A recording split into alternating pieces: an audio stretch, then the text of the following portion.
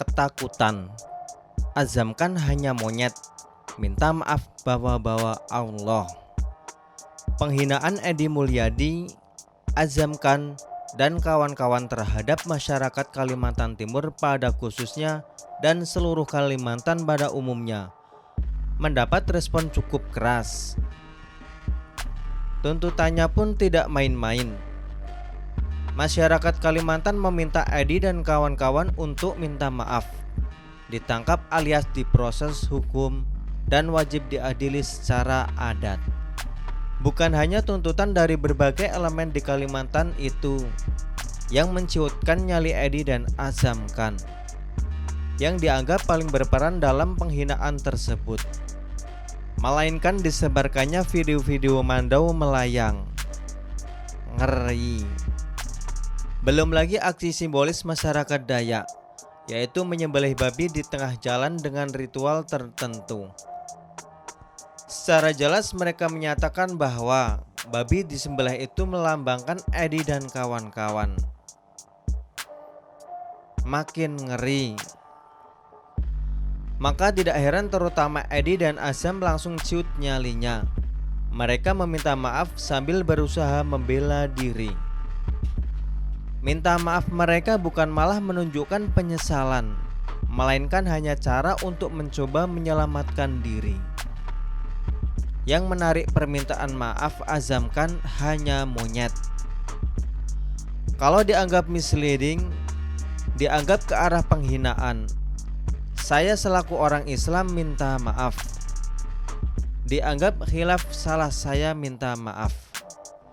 Saya berpendapat hanya monyet.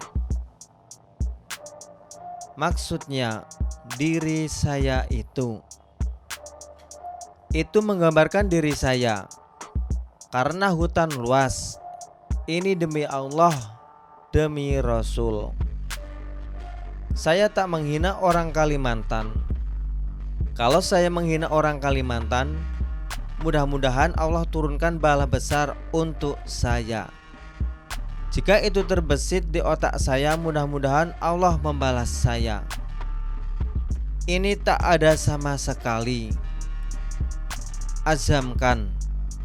Dalam video yang beredar, jelas sekali Edi bertanya siapa yang mau tinggal di calon ibu kota negara IKN.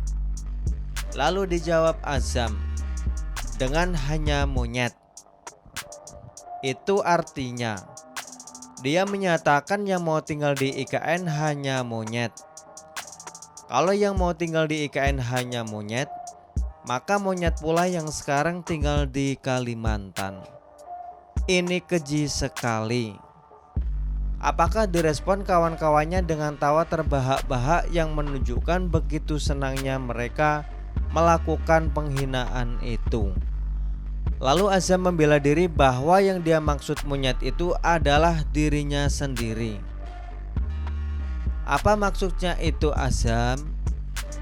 Kenapa tiba-tiba kau tak bisa merangkai kata untuk menjelaskan maksudmu sendiri dengan jelas agar orang lain paham? Kalau alasannya begitu, ya tidak masuk akal sama sekali. Masakan pertanyaan tentang penghuni IKN, lalu kamu mengalihkan ke dirimu sendiri. Kamu bukan monyet kok, Azam. Lalu dia juga menyatakan tidak bermaksud menghina orang Kalimantan serta bersumpah atas nama Rasul dan Allah. Hai Azam, kenapa bawa-bawa Rasul dan Allah? Kalau mau bersaksi atas nama Rasul dan Allah, ya datangkan saja Rasul dan Allah untuk memberikan kesaksian bahwa kamu memang tidak bermaksud menghina. Mampu enggak? Sesederhana itu. Lagian tidak perlulah bawa-bawa Rasul dan Allah atas penghinaan yang jelas-jelas kamu lakukan dan tergambar dari cara kamu mengucapkan dan mentertawakan. Setelah mengucapkan kata-kata penghinaan itu, pertanggungjawabkan saja dengan gagah. Bukankah itu yang diajarkan Islam kepadamu? Maaf loh, tidak bermaksud membawa kasus ini ke ranah agama. Kalau dipikir-pikir, Azam ini cerdik juga. Dia langsung dengan cekatan membawa kasus penghinaan ini ke ranah agama dengan membawa-bawa Rasul dan Allah di belakangnya.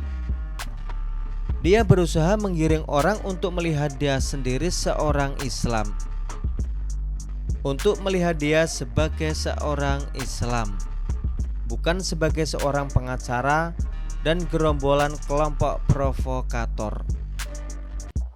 Selain itu, dia sedang memancing orang untuk menanggapi dia dari ranah keislaman. Cerdik juga.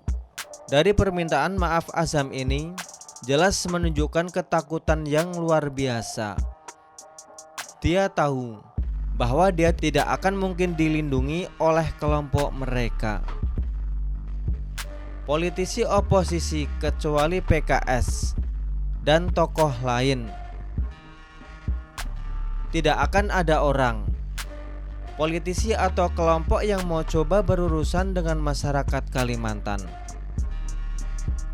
apalagi mau coba menyalahkan keramahan orang Kalimantan sekarang ini. Ya, dia juga akan ikut jadi incaran, karena memang masyarakat Kalimantan tidak pernah cari-cari masalah dan mengusik orang lain. Sudah cukuplah beberapa kasus sebagai bukti dan pelajaran untuk tidak dicari-cari masalah dengan masyarakat Kalimantan. Hidupmu tidak akan tenang, tidurmu tidak akan terlelap. Nasibmu, jangan dibayangkan ya Zam.